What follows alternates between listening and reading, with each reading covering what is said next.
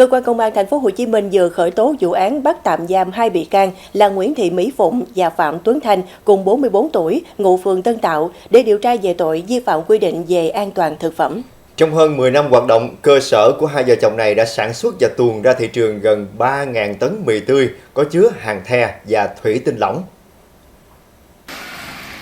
Cụ thể, quá trình sản xuất, các đối tượng sử dụng các hóa chất cấm trong sử dụng thực phẩm như hàng the, thủy tinh lỏng, hóa chất công nghiệp và các chất phẩm màu khác để sản xuất mì tươi. Mục đích để các sợi mì được dai không bị bở, gãy dở, bảo quản được lâu, rồi đưa ra thị trường tiêu thụ.